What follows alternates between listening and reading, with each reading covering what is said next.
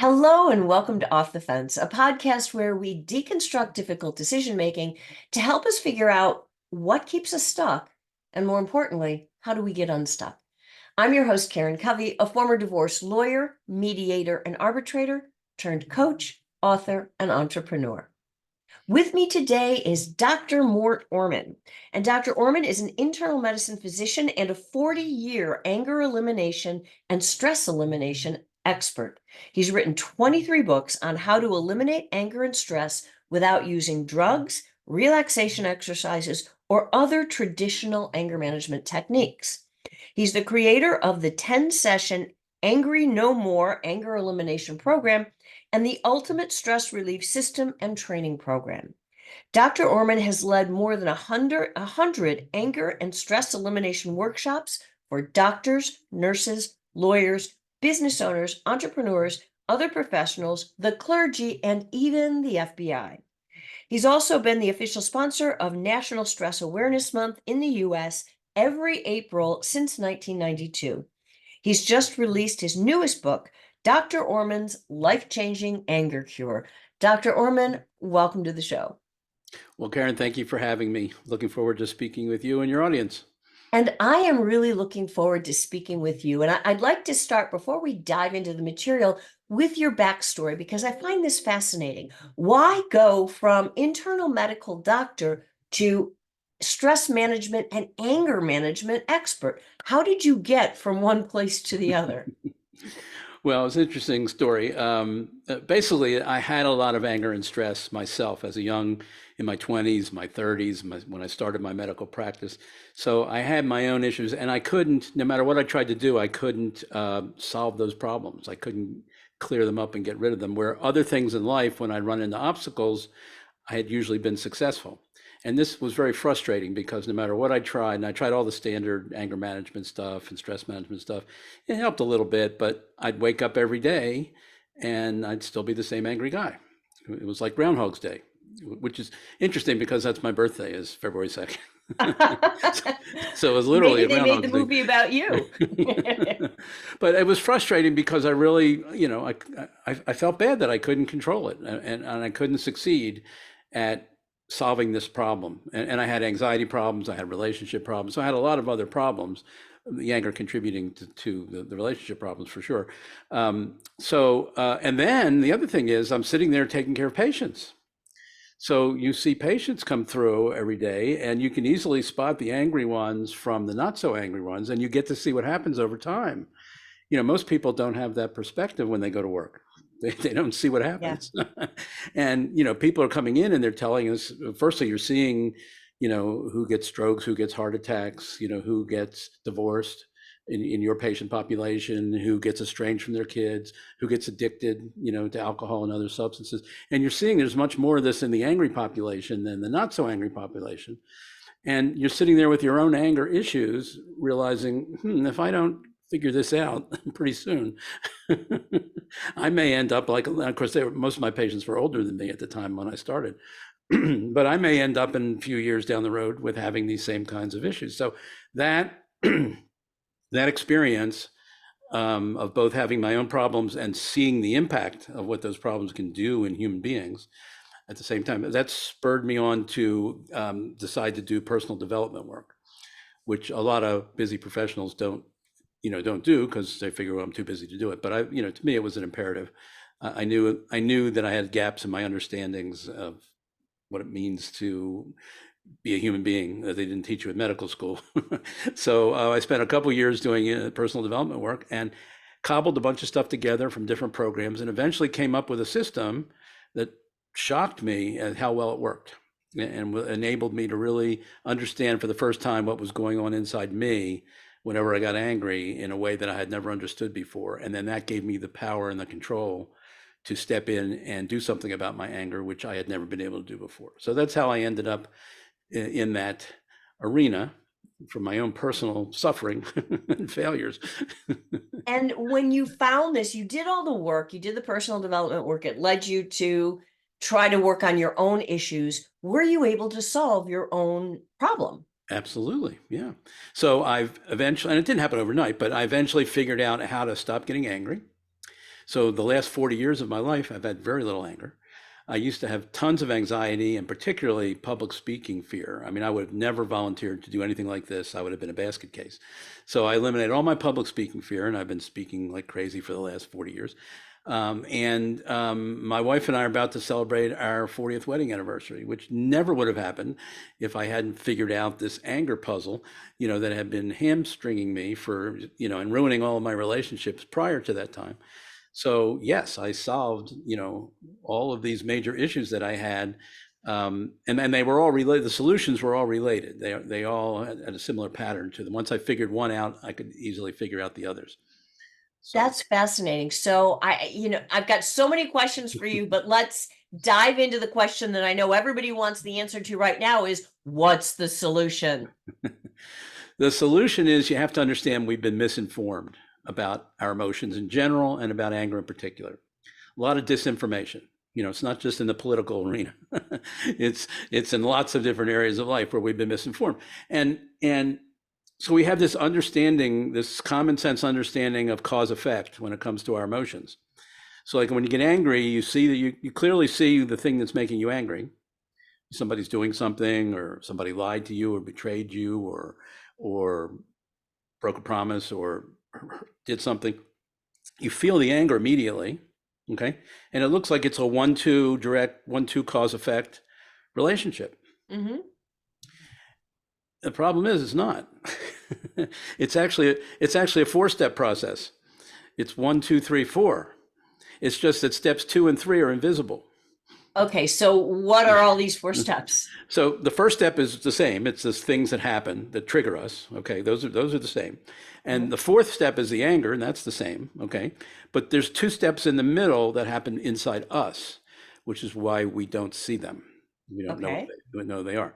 The first one is we don't realize that we don't see reality the way it actually is. We don't see life the way it actually is. We see it through a set of filters.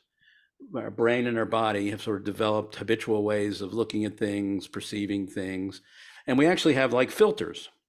So we're not seeing the full reality, we're just seeing a filtered down version of reality that comes into us.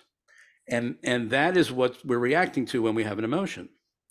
And the problem is those filters are sometimes faulty. Sometimes they leave things out. There's missing puzzle pieces. We don't get the whole picture. We only get part of the picture. But we think it's the whole picture. So we think we're operating on the truth about what's happening in reality. And based on that, we get angry. Unfortunately, a lot of times there are holes in those filters. There's things that are distorted about the reality that we see. And we actually are responding to that distorted reality. And that's what's causing our anger. And it's all happening inside invisibly. So we don't see it happening. So that's the second step, the first invisible step. And then Okay, wait, let me interrupt you before you go to the next step. Sure. What causes that distortion? I mean, we all think that we are seeing the world as it is. Yes. And you and I both know for like neuroscience tells us and quantum physics tells us maybe that's not exactly true. But how do we figure out if the way we're looking at things is distorted or is maybe closer to what actually is?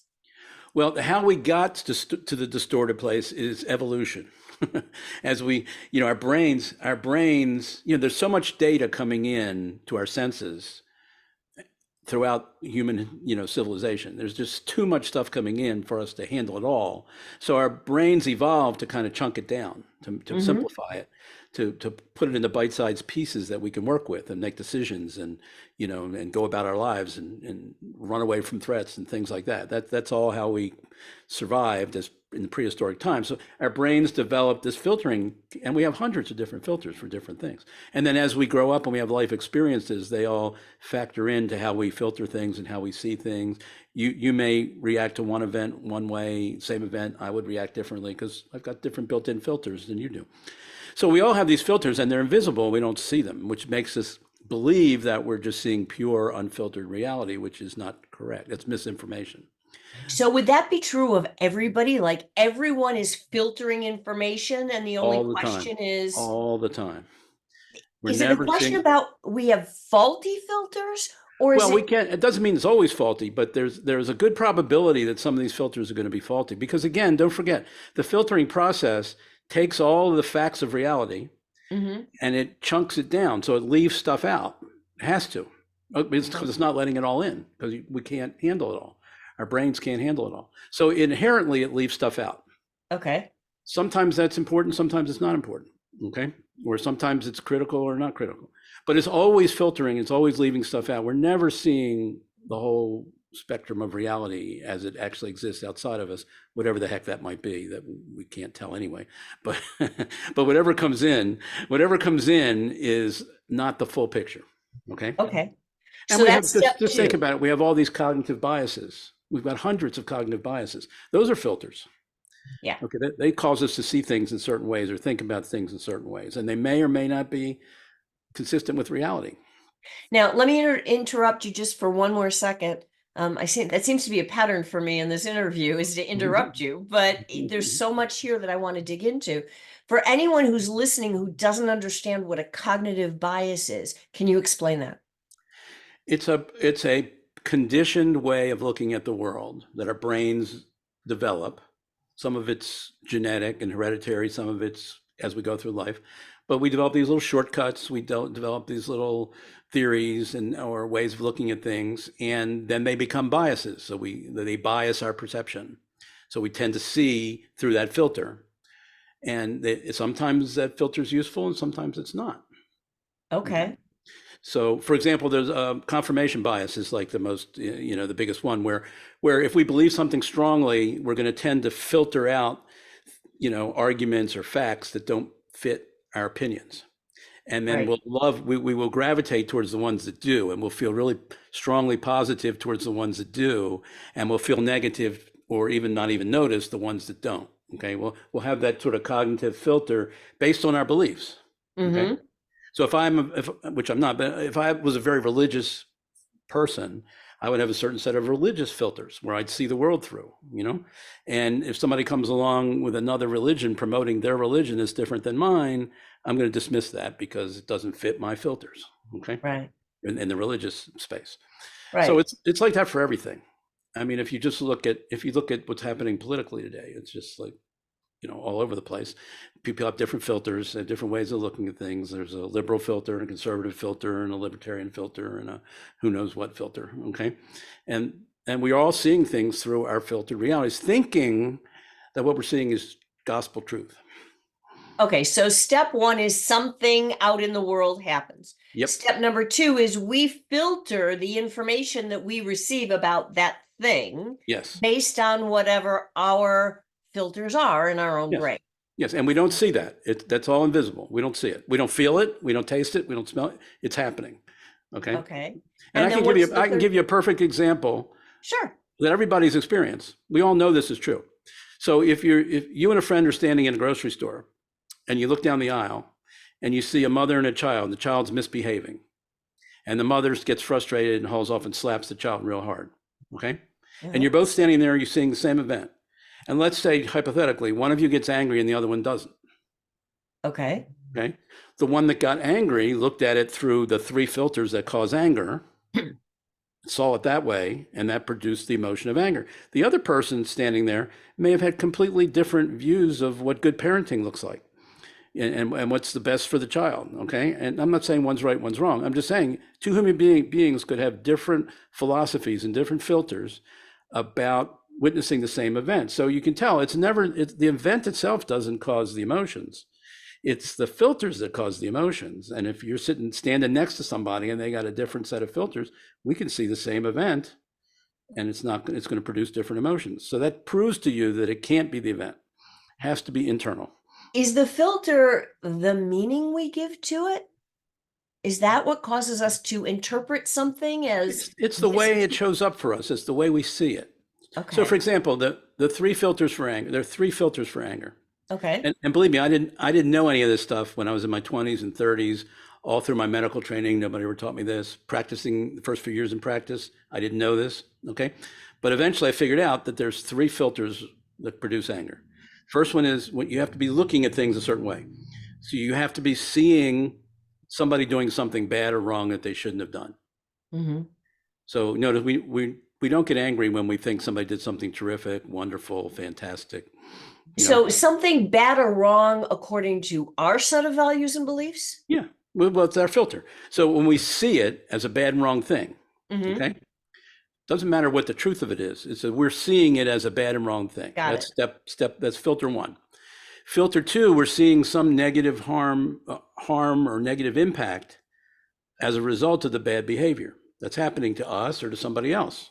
Okay. Okay. In the example with the mother and the child, down the aisle, we see the mother slap the child, and we see the mother doing, if we get angry, we see the mother doing something bad and wrong, slapping the child hard, Uh-huh. and we see the child being hurt and harmed. Okay. Okay? So those are the first two filters. And then the Okay. third filter is a filter of unilateral blame, very narrow. We blame the perpetrator exclusively or almost exclusively. And it's Okay. like we have these blinders on and we only see what they're doing, and we blame everything on them, the bad, Okay. wrong thing that they did and the hurt and harm that they caused. Okay. So when you see the world through those three filters, people are doing bad and wrong things, people are hurt and harming people, people are unilaterally responsible to blame, you get anger. Okay. Okay. All So, right. so why are the Israelis attacking Hamas? For A, they're angry. Yeah. And why are they angry? Because Hamas did something they shouldn't have done. They hurt and harmed people, and they're continuing to hurt and harm the hostages that they still have, probably. Okay. And who was responsible? Hamas. They initiated the attack. Okay.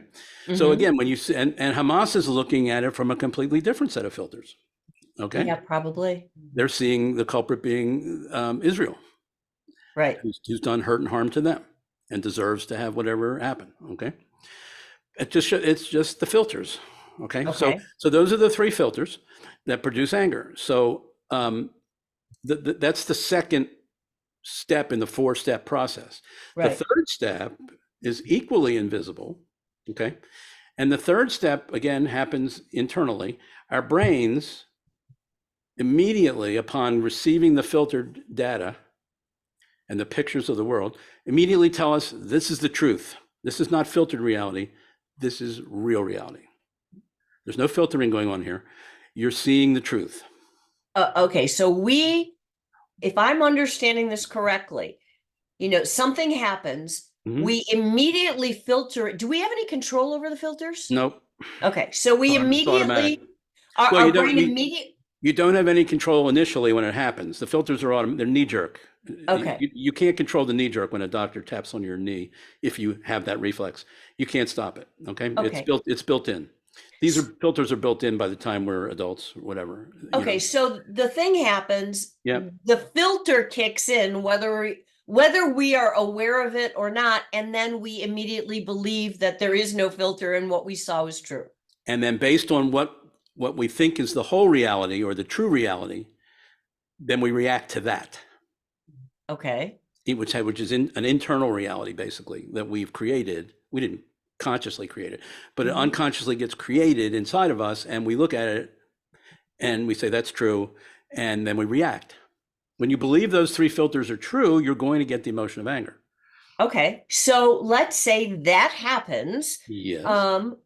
What's I don't know if cure is the right word, but what's the solution, right? Okay. How can we react or feel differently? Because one of the things I know you and I have spoken before, and one of the things that I find fascinating about your approach is that other anger management programs or systems, they help you manage the anger. They help you deal with the anger. And you Yes. say, no, no, no, no, no.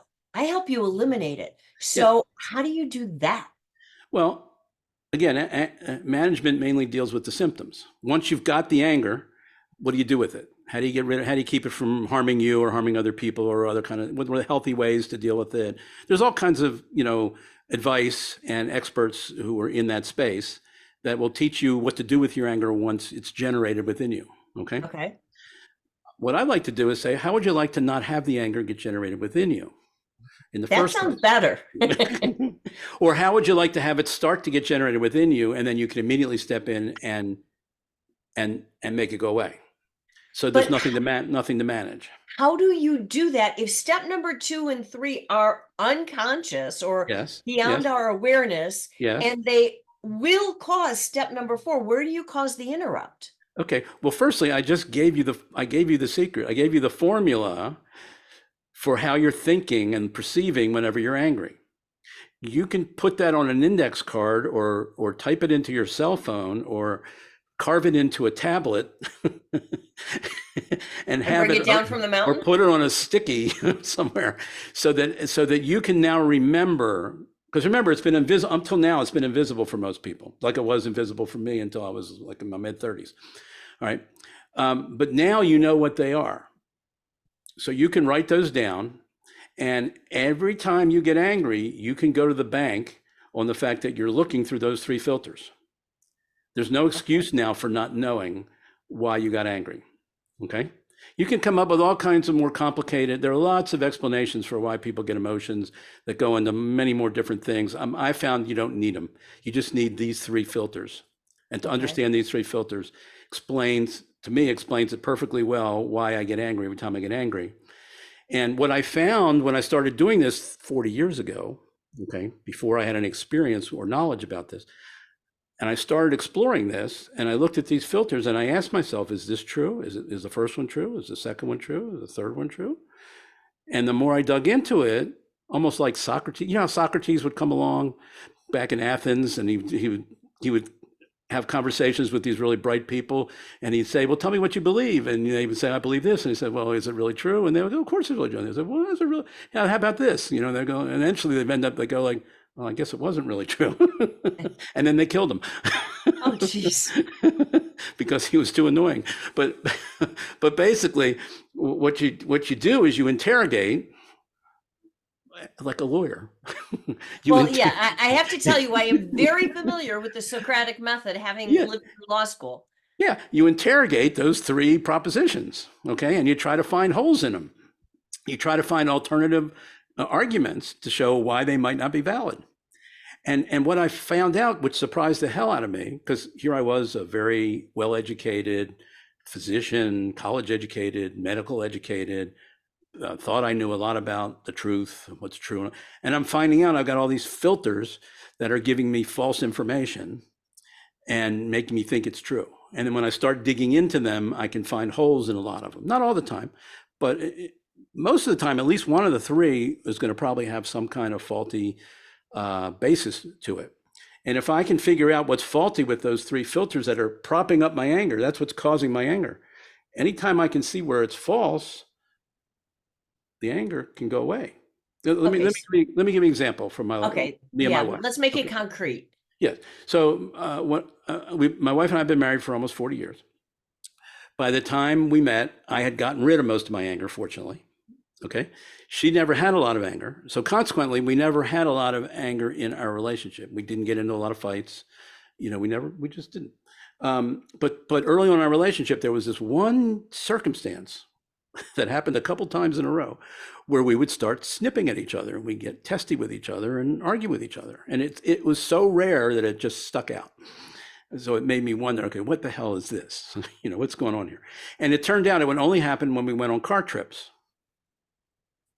Okay. And it was even more bizarre because it wouldn't happen when we drove to our destination. We wouldn't fight when we were at our resort or place that we were staying. Okay. It only happened on the drive home. Okay. What was up with that? Made it even weirder. Yeah, that's what I said. What the hell is going on with that? So I started digging in, you know, and I said, okay, I know the three filters. Am I judging? So what would happen is we'd start to drive home. I'd be driving usually. And my wife would say, oh, there's something over here that I'd really like to see. It's only an hour off of our path home. I'd like to go over. Let's go do that. And I would go, no, we're not doing that. And she would go, what do you mean, no, we're not doing that? Because I had control of the wheel, you know. I said, no, we're not doing that. And then she would get nasty with me and I would get nasty. No, we're just not doing that. I have the tone, you know, I'd be angry. Okay. And when I dug into that to ask, you know, when it started to go, okay, first one, am I judging her to be doing something bad and wrong? Okay. Yes, I Hmm. am. Okay. Now, is it true? Is it true that what she's doing is bad and wrong? I went, oh, wait a second. Yeah, if I really have to tell the truth here, it's not that it's true that it's really bad and wrong. It's just different than how I grew up to do. Well, what was bad and wrong about wanting to veer off the beaten path? That's the point. Nothing. It's truly not bad and wrong. I grew up in my family. The way we drove home was we go directly home. We never deviate from our path other than to stop for gas, to bathroom breaks and food. Okay. The rule in my family was you drive directly home. You do not deviate. Okay. And to me, Okay. that was the right way to drive home. Okay. Aha. All right. That was my filter. Mm-hmm. All right. She starts to ask, let's go over here, which is perfectly innocent and has no wrongness to it. But I saw it as wrong. Okay. I saw it as a crime and worthy of anger. Okay. Okay. I saw myself being negatively impacted because now I'm going to be, we're going to take longer to get home and blah, blah, blah. And I saw her as totally responsible to blame for making that suggestion. Okay. So I realized that was the source of my anger and irritation with her. I realized that it was not the filter had given me bad information. It was fake. Okay. It was fake news that it was a crime, that she had Okay. committed a crime. And so I realized, and so I came to the same conclusion you did. I said, it's perfectly innocent. There's nothing wrong with it. It's just a different way of doing it. So what's the big deal? Okay. So from that point on, every time my wife wants to deviate from the path that we're on, I say, sure, honey, if that's what you want to do, let's go over there. But That's my how job. do you? That's my job as a husband to help you have what you want. I let go. I was able to let go of all of the automatic anger because I could see it now truthfully that it wasn't a bad thing she was doing. It was just different than how I'm used to doing it. And it's okay. You know? But how do you do that? Because I know so many people, in your example that would say, "Okay, honey, we'll do that," and they're doing it through gritted teeth, and they I'm really haven't I let go of meant it. anything. I meant it because I realized that I was being a jerk in judging her to be wrong. And that was true for me. It wasn't, I wasn't pretending. It was, oh boy, that was really dumb of me to have judged her based on, how my family thought you should drive home. And she came from a different family that had a different tradition. And I realized that it was wrong of me to have done that. So I very humbly and truthfully said I was wrong. I shouldn't have done that. And from that point forward, I vowed to not do it anymore. Okay. Because I knew that it was a wrong thing to do. It was an unfair judgment.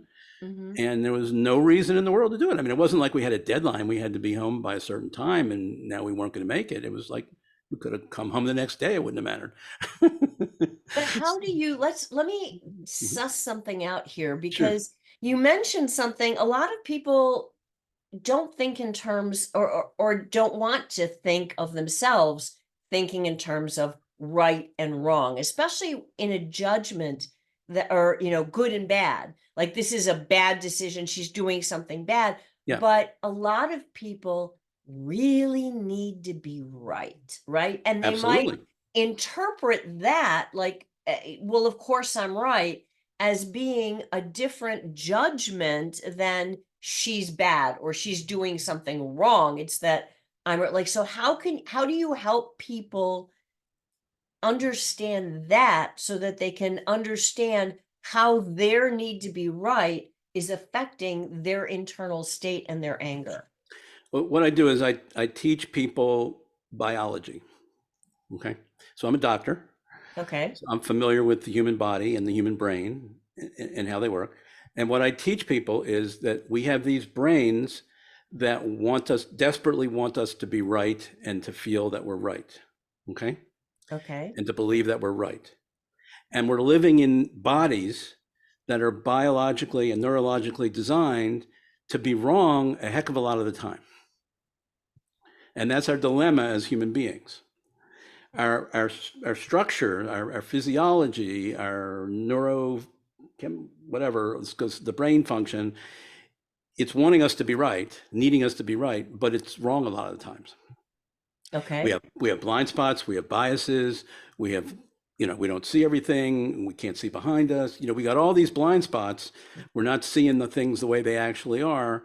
We live in these bodies, plus we can make up stuff and get hooked on different ideas that can take us off on tangents that are really wild and crazy, as we're seeing today. So you can do all that, okay, Hmm. while you're thinking that you're right. And you can be very wrong thinking you're right. And that's the Zen paradox of anger. Because what anger does, so here's the story. Things happen in the world, come through our filters. Okay, Hmm. the filters distort the truth about what really happened. So we're Okay. wrong right there. Okay, in that moment of the truth being filtered, we get to be wrong, and we don't see it. Okay, Okay. then the brain comes in and says, "No, you're not wrong. You're right." Okay, then we react to that with anger. Then watch this. Now that we feel the anger makes us feel justified that the way we saw things is correct, because we now have this deep emotion of righteous anger that feeds into this truth cycle and makes us think that it has to be true because we're feeling so strongly about it and indignant about it. Okay. So Okay. it's a double truth whammy where we're set up by all these unconscious mechanisms to think we're right when actually we're wrong a lot of times. The main thing I discovered, when I came through this process of a couple of years of working on myself to where I've had the last 40 years with little anger, and I look back and I said, well, what was the difference? Hmm. What do I know now about anger that I didn't know back then? And A was the filters, was the first thing. But the second thing was I didn't appreciate when I was in my 20s and 30s how wrong I was almost every time I was angry. I thought, just like everybody else in the world, I thought I was right. But when I dug in and started doing this process of understanding the filters and examining the filters, like you would do in court, Yeah. Yeah. I realized that, boy, I'm wrong more. And don't forget, I'm a doctor. I'm trained to be right. Yeah. Yeah, I get that part. Yeah. I mean, you don't want, as a doctor, you don't want to be wrong. And we're trained to never be wrong, as much as humanly possible, to never be wrong. So I've got this huge, got to be right, mechanism going on inside of me. And lo and behold, I'm discovering all these instances where I'm getting angry out, which is not happening in practice most of the time, but in my relationships at home with myself, playing sports, all this kind of stuff. Oh my God, I'm seeing the world in ways that are really distorted and I'm not aware of it. And now I'm starting to see it, starting to see how distorted my automatic perceptions and filters really Hmm. are.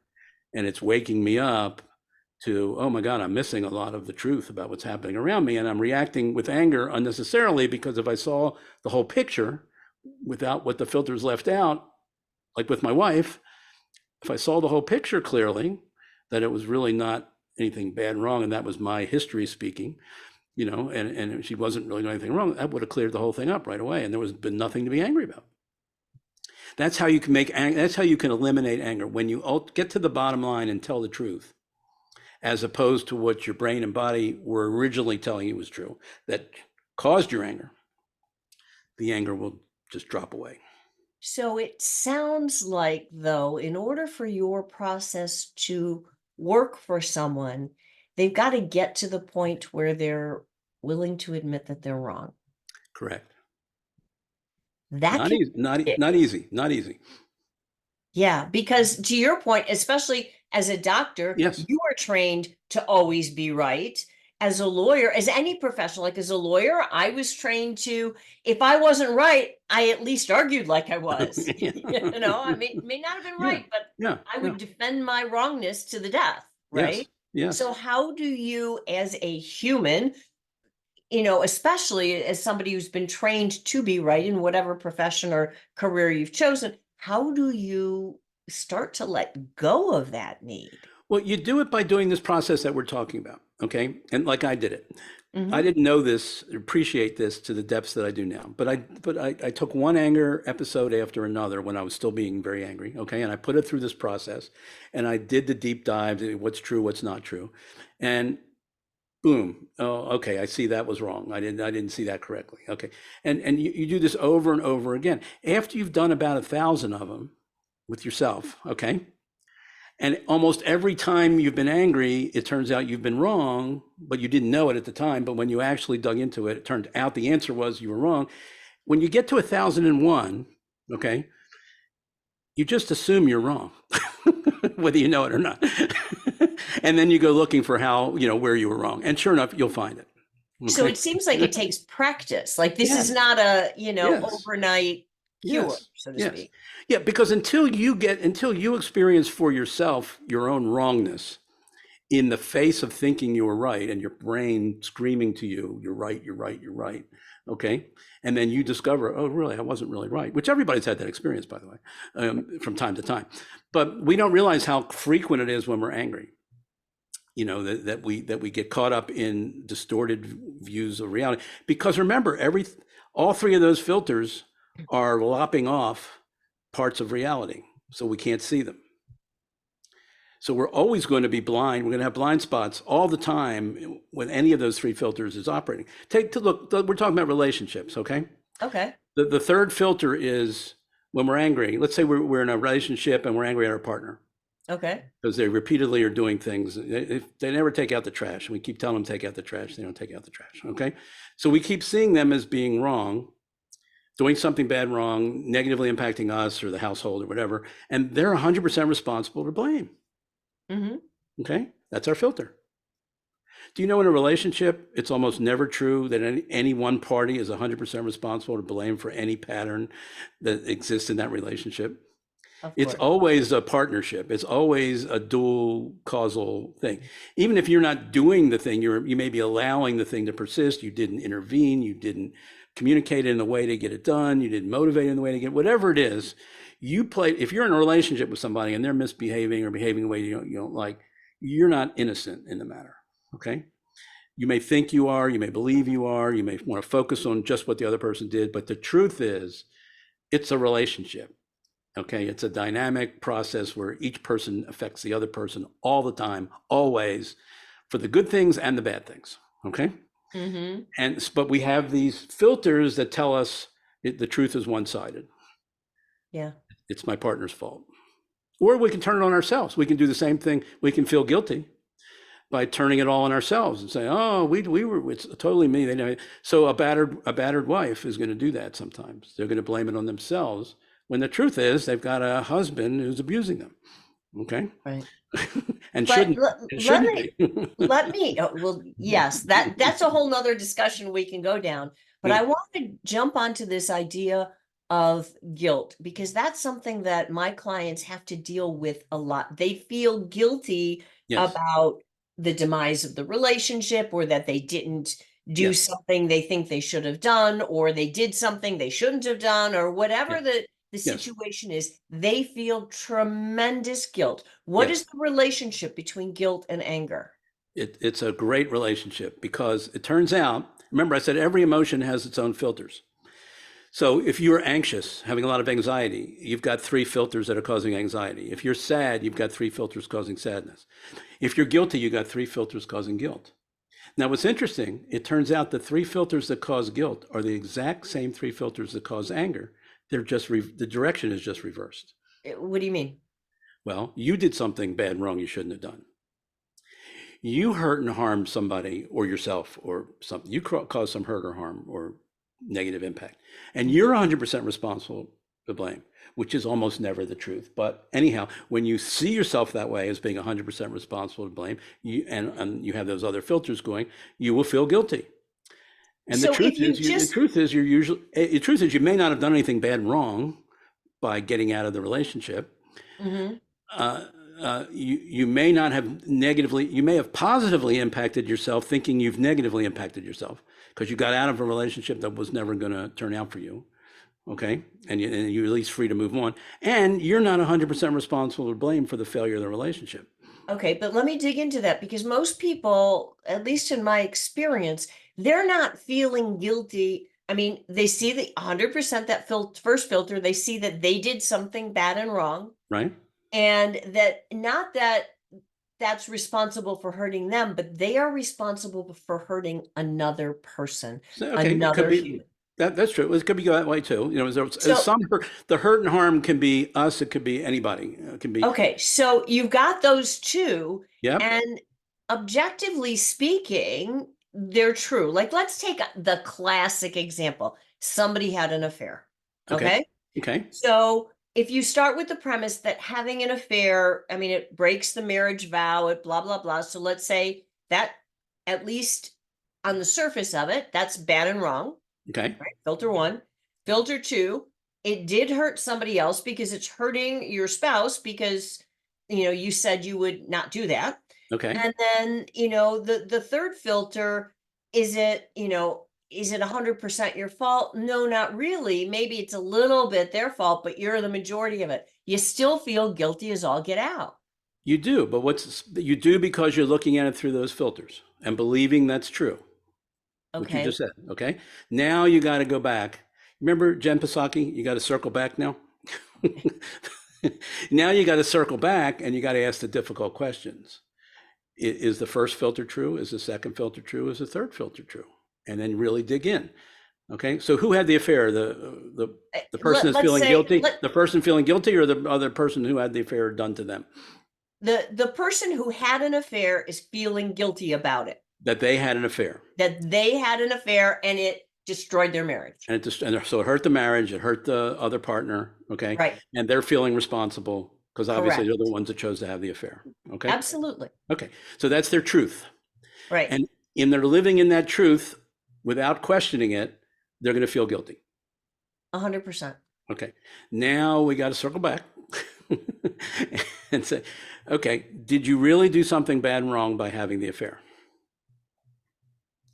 Now this can get very deep and philosophical, but you have to Okay. sometimes go there, okay? Because Okay. obviously the person was not satisfied in the relationship in certain ways. Okay. Maybe they had tried multiple times to get satisfied or have their needs met and they weren't.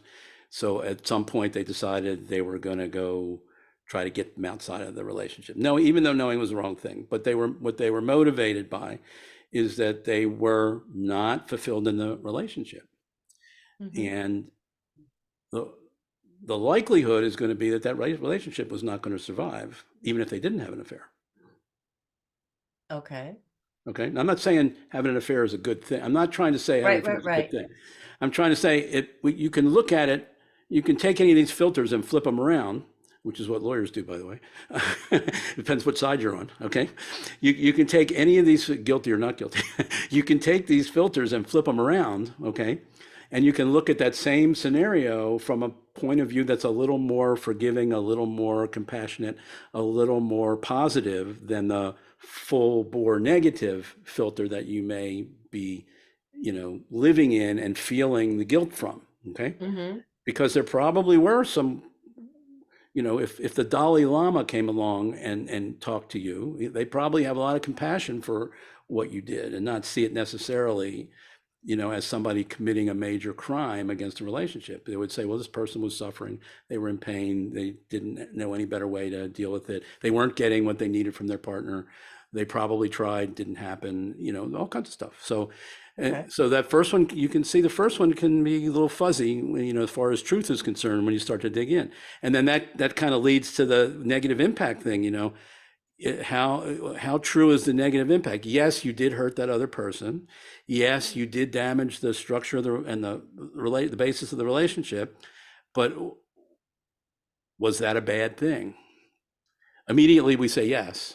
Yeah, Okay. of course. But when you dig in deeper and get more philosophical about it, well, if the relationship was doomed because you weren't having your needs met, and yeah, we went through all this pain, but at the end of it, you're now free to you're free to create a new relationship with somebody where you might get your needs met.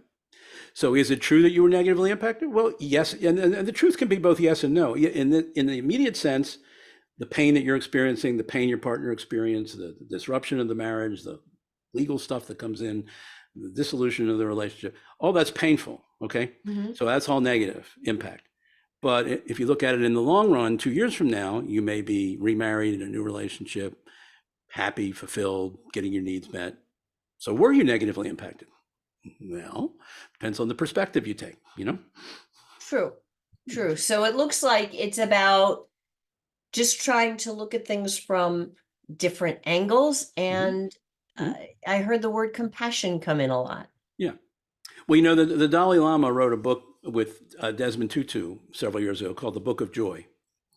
And the two of them knew each other from afar and it communicated with each other, but they never got to spend any concentrated time together. So they decided they were going to spend a week together.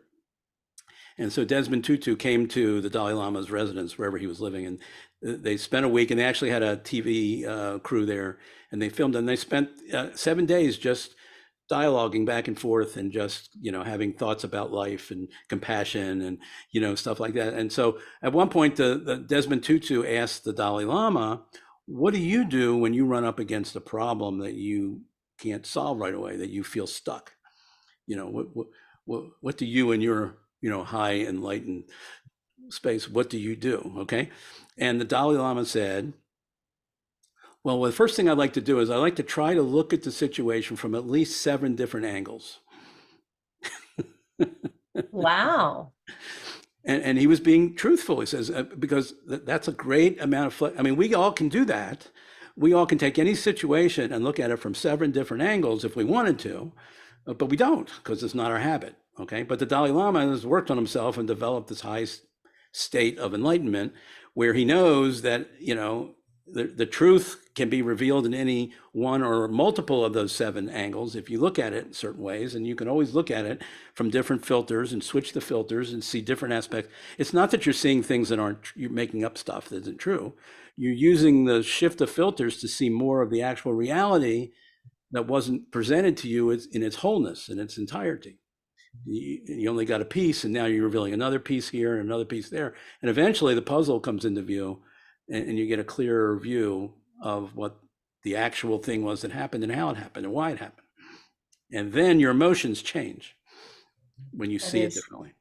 That's fascinating. I have to tell you, we could keep going on this conversation for a very long time, but in the interest of time, I'd like to wrap it up. But before we do, tell me about your new book. Yeah, so I mentioned, or you mentioned, I have this 10-session coaching program that I take people through, that I can totally transform their relationship to anger by teaching them how to do this stuff and teaching them how to go in and dig in and tell the truth and realize where they're wrong. And it's really powerful. Okay. So, but I'm only able to handle so many people one-on-one at a time, So I decided I was going to take everything I teach, all these principles we're talking about, with a bunch of examples and other principles and things. I'm going to put it all in a book.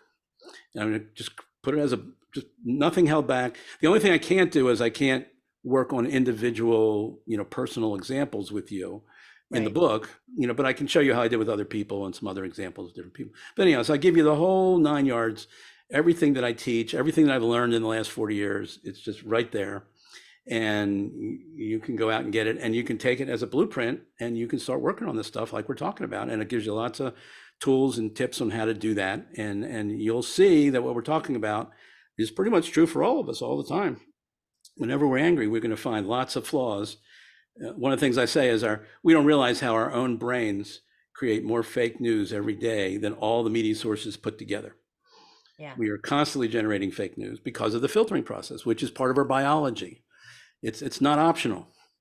You don't have a choice whether you generate fake news or not inside your brain. It's biologically mandatory because that's how your brain functions and has been ever since, billions of years ago.